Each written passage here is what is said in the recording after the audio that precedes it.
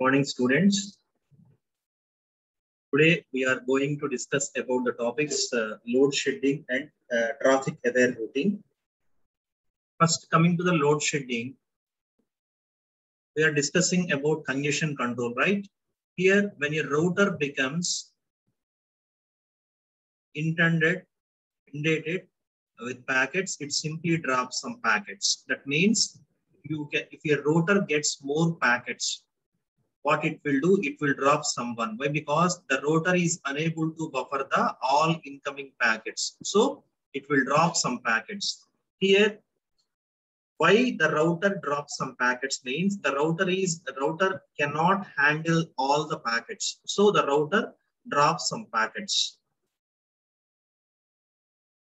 See, when none of the above methods make congestion disappear. What are the above methods? We have discussed in yesterday's class: hop by hop back pressure, choke packet. Okay, all these methods make a congestion disappear. It does not work. The routers can bring the concept load shedding.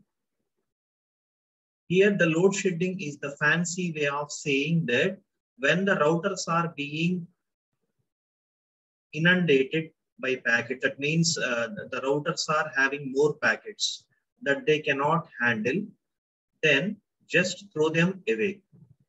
Simple. Load shedding is nothing but in a network we are having so many routers. If your router is facing if your router is facing a problem with so many packets, those packets are not handled by the router. That means that it is not handled means it cannot able to deliver much packets. In that case, the load shedding is the method comes into the picture, and it will drop some packets. It will drop some packets so that it can balance to deliver the packets. See, the term comes from world of electrical power generation, this load shedding, where it refers the practice of utilities intentionally blacking out certain areas to entire grid from collapsing on hot summer days when the demand of electricity greatly exceeds the supply. Okay, this is we didn't require this point. Just where this load shedding comes from is it comes from the electric power generation. Okay. Here, the main challenge of this load shedding, as I told you, the router needs to drop some packets, right? Here our challenge, our question is, which packet has to be dropped? That is the question. See here, the preferred choice may depend upon the type of applications. This point is about which packet has been dropped. The preferred choice may be depend upon the type of applications that use the network. For a file transfer, an old packet is the worth more than new one. Okay, for the file transfer, old packet is more worthy than a new packet. In contrast, here in real-time media, a new packet is worthy than the old one. Okay, in a file transfer, old packet is worthy rather than new packet. In a real-time medium, new packet is worthy than the old one. This is because the packets become useless if they are delayed and miss the time at which they must be played out to the user. Okay. Here, the former policy, that is this policy about the file transfer, old is better than new. In the file transfer, old packet is better than the new packet, is often called as, this is not required for you.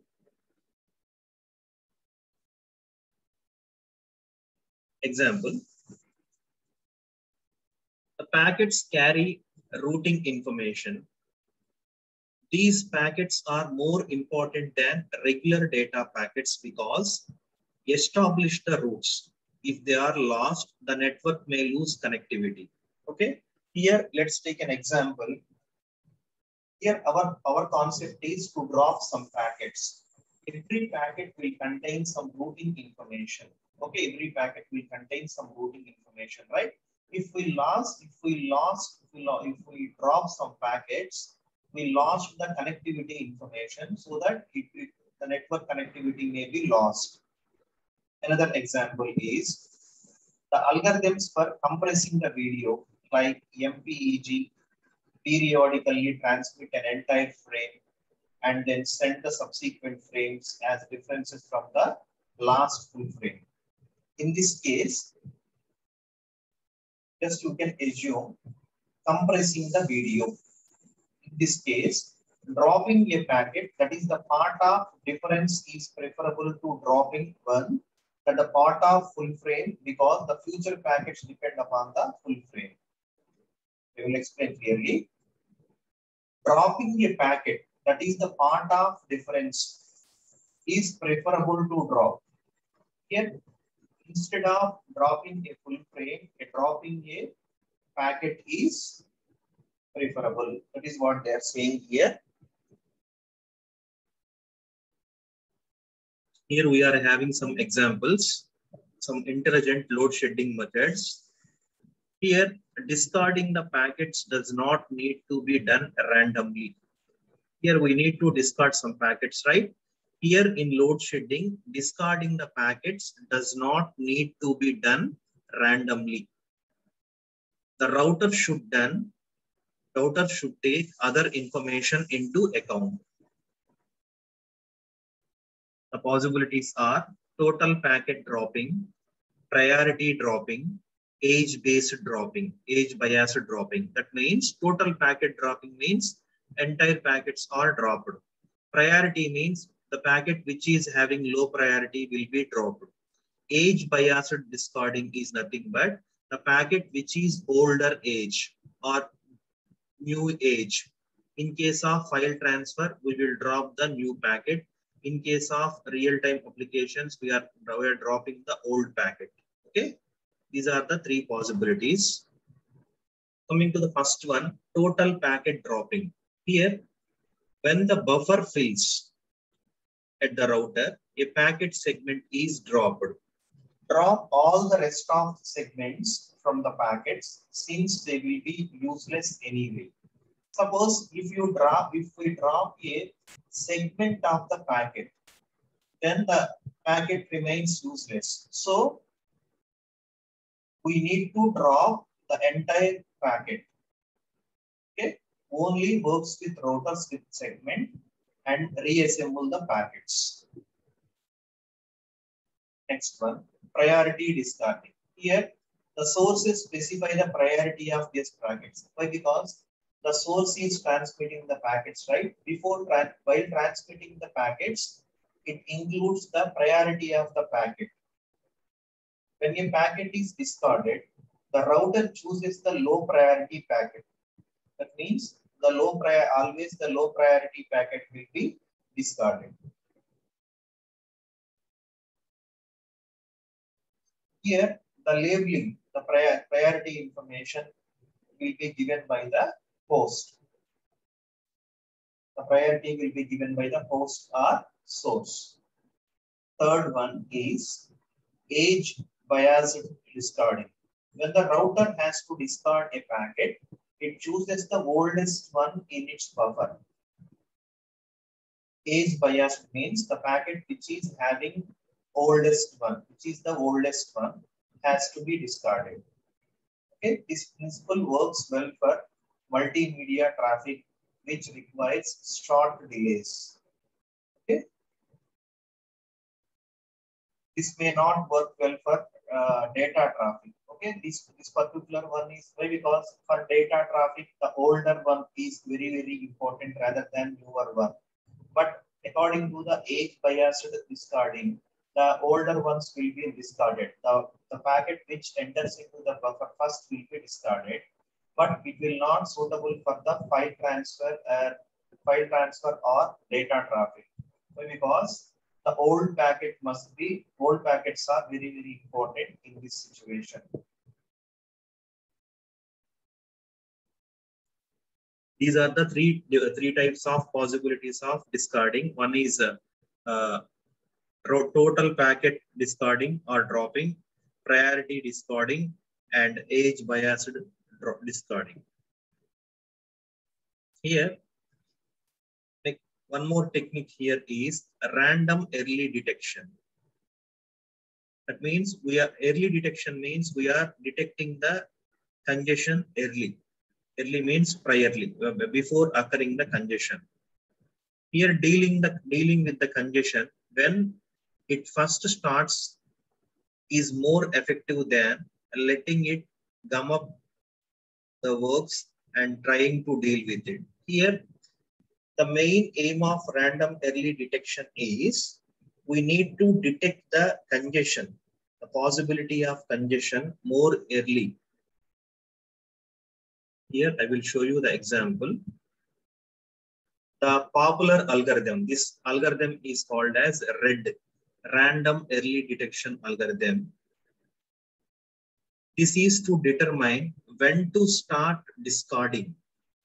This algorithm to determine when to start discarding the packets. The routers will maintain a running average of their queue lengths. Okay? Why? Because the routers need to take the decision which packet has to be discarded from its buffer. Okay, already the routers is having a queue of incoming packets. From those incoming packets, we need to take the running average of the queue length. That means how many packets are coming, how many packets are delivering. This is called as the running average of their queue length. Here, when the average queue length on some link exceed a threshold, that means a router is having so many links. If one link is exceeded a threshold point, the link is said to be congested. Why? Because up to the threshold point, it can able to deliver the packets without any problem. When it reaches to the congestion threshold point, a small fraction of the packets are dropped. Why? Because if the above threshold point, what is the possibility? Some small fractions of the packets will be dropped. This process will be done randomly. Here, next point, picking the packets at random makes it more likely that the fastest sender will see a packet drop. This is the best option since the router cannot tell which source is causing the most trouble in the datagram network. Here, see, packet dropping information need not known to the sender or the source. Why? Because we are having, if a router is having links from so many sources, here the router doesn't know from which router it is causing more congestion. Okay, the router itself doing deletion of randomly the packets, it will slow down the congestion. It will slow down the congestion. Here, the affected sender will notice the loss. The affected sender will notice a loss. Why? Because if we are dropping the, see, just imagine students, one example I will let you know. In this case, what I'm saying is your router is having so many incoming links. From so many sources, the router is getting the packets. But the router is not intimating the source to slow down your transmission. What the router is doing is, the router will drop some packets randomly. If the packets are dropped randomly, those dropped packets will not able to send the acknowledgement to the senders. After some fraction of time or point of time, for the packets for the sender which does not receive the acknowledgement, then the sender or source identify, if there is a congestion in the network. So the source itself, the affected sender, will notice the loss of the packets when there is no acknowledgement. When there is, for the dropped packets, there is no acknowledgement, right? And it will automatically slows down its transmission. This is called as red. That means random early detection. Here, the last packet thus delivering the same message as a choke packet. Sometimes you need to listen clearly, student, this point. If a dropped packet will drops from the network, or the dropped packet will be directly uses as a choke packet, and it will send back to the sender. That will notify the sender or source to slow down its transmission. Okay. Here, this is called as the random early detection. The next method is jitter control. In a real-time interactive audio video, the people communicate with one another in real time. Okay. By using audio video, people are communicating in real time. The internet phone or VoIP phone, that is voice over internet protocol phone, is the example of this type of application. By using internet phone or voice over IP, VoIP phones, we can able to make the audio calls and video calls. The video conferencing is the another example that allows people to communicate visually and orally. Now coming to the jitter control. This is the time relationship. Here, the real-time data on packet switched network require the preservation of time relationship between the packets of a session. Here, let's see the example. Let us assume the real-time video server creates a live video images and sends them online. Now, the video is digitalized and packetized. There are only 3 packets and each packet holds tens of video. Each packet holds 10 seconds of video information. The first packet starts with, see, what I'm saying is we are having a video information that is divided into 3 packets. Each packet size is 10 seconds. First packet starts at 0 hours, 0 minutes, 0 seconds. The second packet starts at 0 hours, 0 minute, 10 seconds. And the third packet starts at 0 hours, 0 minutes, 20 seconds. Also imagine that it takes 1 second for each packet to reach the destination. Okay. And also we are having 3 packets, right? Each packet, let us assume each packet taking 1 second for each packet to reach the destination. That means all 3 packets are having equal delay. The receiver can play back the first packet at 0 hours, 0 minutes, 1 second. The second one is at 0 hours, 0 minute and 11th second. And the third packet is at 0 hours, 0 minutes and 21st second. See here, this is the jitter control is completely the time relationship. This is the client and this is the server. This client is transmitting the data to the server.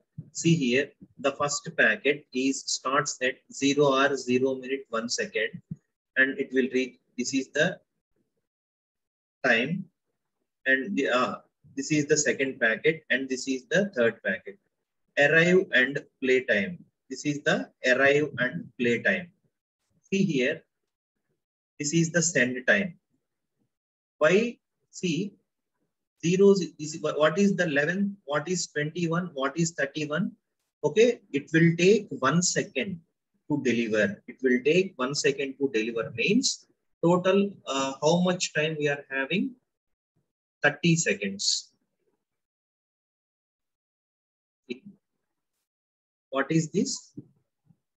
What is the 11? What is the meaning of 11 second packet? What is the meaning of 21 third packet? What is the meaning of 31? This is the arrive. That means it will take 1 second, right? It is the arrival time.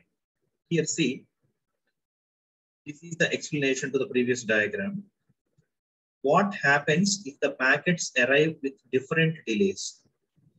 See, for example, say first packet arrives at 0 minutes, 0 0 hours, 0 minutes, 1 second. That is 1 second delay. The second packet arrives at 0 minutes, 0 hours, 0 minutes, 15 seconds. That means we are having 5 minutes delay, 5 seconds delay. Third one is 7 seconds delay. If the receiver starts playing the first packet at 000001, it will finish at 000011. However, the next packet has not arrived. Why? Because it is arriving with 5 seconds delay.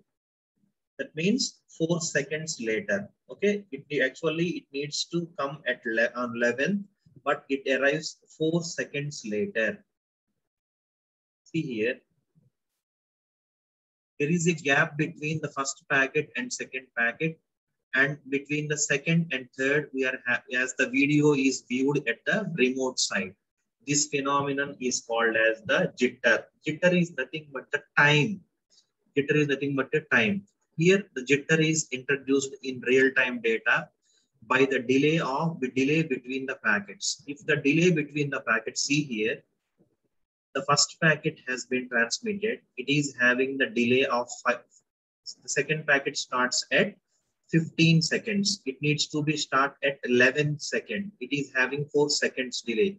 The third packet has to start at 21st second. It is having 6 seconds delay.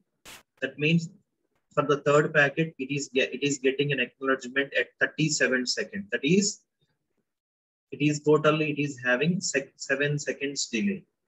Okay. Here, in the timestamp, one solution is to jitter is use a timestamp. The problem is jitter. The solution is a timestamp. If each packet has a timestamp, if each packet is having a timestamp that shows you the time it was produced relative to first packet, then the receiver can add this time to the time at which the starts the playback. In other words, the receiver knows when each packet has to be played. Imagine the first packet in the previous example has a timestamp of 0. First packet timestamp is 0. That second packet timestamp is 10. Third packet timestamp is 20. Right? If the receiver starts playing back at the first packet at 008, the second packet at 18, that third packet at 28, there is no gaps between the packets. See here. First packet is played at 8 seconds. To prevent the jitter, we can use timestamp of packets and separate the arrival time from each playback time. See here, server. First one is at first second. The second one is 15, 27, 37. This is the arrival time, right? The flow will be from server to client, from here to here, not from client to server, the client to server. Here, this is the play time. The first packet is played at 8th second. The second packet is played at 18th second. Third one is at 28th second. Here, the next one is playback buffer. To separate the arrival time of the playback time, we need a buffer to store the data until they are playback. The buffer is referred as a playback buffer. When a session begins, the first bit of the first packet arrives. The receiver delays the playing the data until the threshold point is reached. In the previous example, the first bit of the first packet arrives at 1. The threshold is 7 seconds. See, in the previous example, the first bit of the first packet arrives at 1, right? What I told you, 8 seconds. In the previous example, see, this is the play time is at 8 seconds. That means the threshold is 7 seconds. And the playback time is 8 seconds. 1 plus 7 is the total playback time. Threshold is 7 seconds. The threshold is measured in times of time units of data. The replay does not start until the time units of data are equal to the threshold value, and the data are stored in the buffer at a possibly variable rate, but they are extracted and played back in a fixed rate. See this figure. A playback buffer is required for a real-time traffic. See here,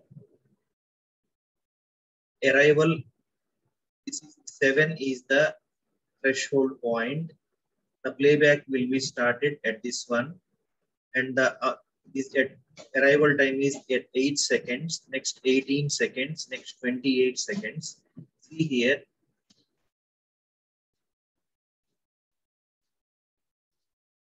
threshold points. Observe the threshold point. This is the threshold point. 7 is the threshold point. This is at 28 seconds, and this is at 18 seconds, and this is at 8 seconds. It is the first packet, it is the second packet playback, and it is the third packet playback. Okay. Actually, you don't have all these examples in your textbook. Just for your information, just for jitter control, you need to write only this point. Just any one example you need to write. Actually, for your information, I explained more slides. These are not your part of syllabus. Only what is jitter control in congestion. Up to that point only you need to learn about. Okay. Now we are moving to the last topic of this unit, that is traffic aware routing. It is also a very small topic.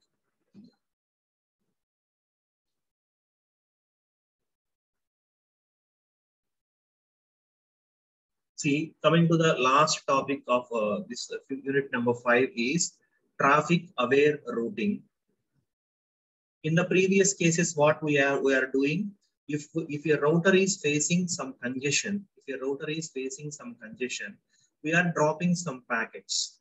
In previous cases, let's recall the procedures. We have used some choke packets. We are using some warning bit or back pressure, load shedding, traffic throttling. In all these cases, we are dropping the packets. Here, this traffic aware routing is the approach to examine the this one. This particular scheme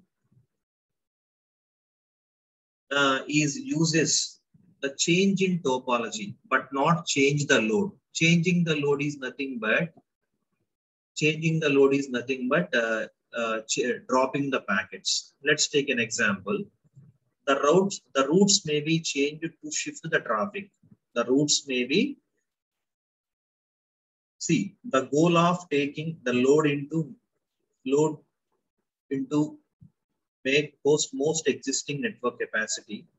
Here, the traffic aware routing, that means it needs to change in topology. Change in topology is nothing but change in the routes. See, example, the routes may be changed to shift the traffic away from heavily used paths by changing the shortest path weight. The normal example, what we are doing when routes are get congested, what we will do? We will divert some traffic to another routes. This is the same case.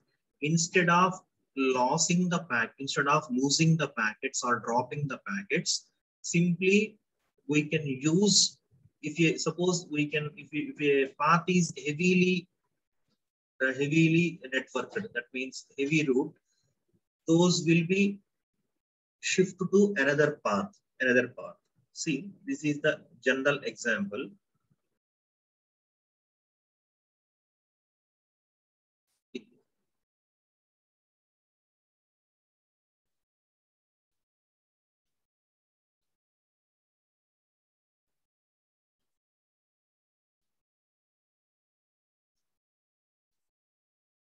See, this is the example.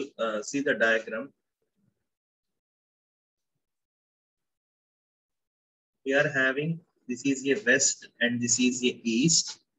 West and east in this diagram.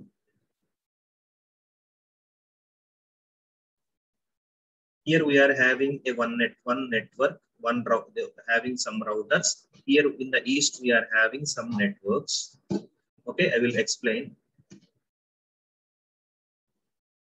Here this is divided into the diagram is divided into two parts, east and west, connected by two links, that is CF and EL. See, these are two, these east and west are connected by C. This C and F, right? And E and I. So this is E and L. This is L. CF is connected and EL is connected. Connected east and west. Suppose most traffic is between the east and west uses the connection CF. The most traffic, see, the most traffic is between from west to east by using C and F, and result in a connection is heavily loaded with a long delay. See, this connection is having very heavy load, and if it is having heavy load, it is having more delay. Suppose that include queuing the weight used to shortest path calculation will make EL more attractive. Coming to another possibility to meet west and east is E and L. Okay, this is also shortest path to connect the west and east. The new routing tables have been installed. The new routing tables have been installed, and most of the east-west traffic will go over EL. Previously, the most of the traffic from east-west is through CF. Now the traffic will moves to EL. The loading is the link CF will be appear to be the shortest path. The loading is the link. Loading this link CF will appear to the shortest path.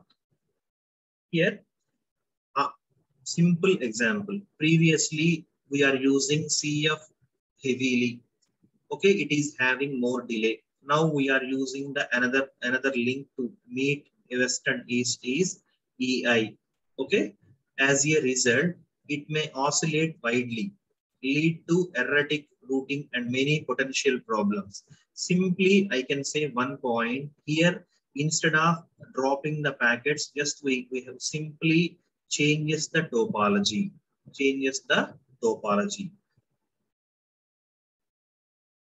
Coming to the features of this traffic aware routing, it is a congestion technique. In these, the routes can be altered according to the traffic pattern. The routes can be altered according to the traffic pattern, because these traffic patterns changes during the network user. We can sleep in different zones, different time zones.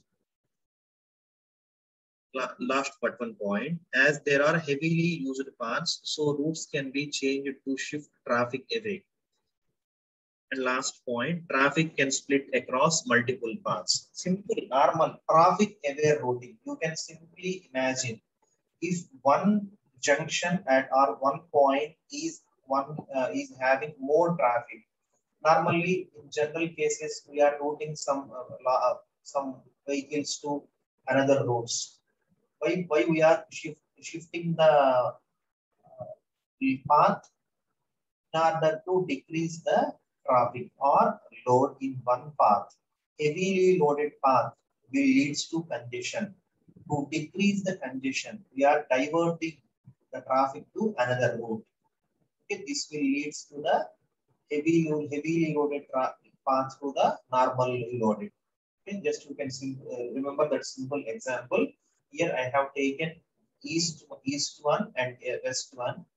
For connecting east and west, we are having two routes. In that, one route is heavily loaded, another route is normally loaded. So we are changing the load to another route and make it shortest for connecting east and west. Okay. This is all about your unit number 5. And this is the completion of your unit number 5, that is the network layer. Okay, stay for 2 minutes.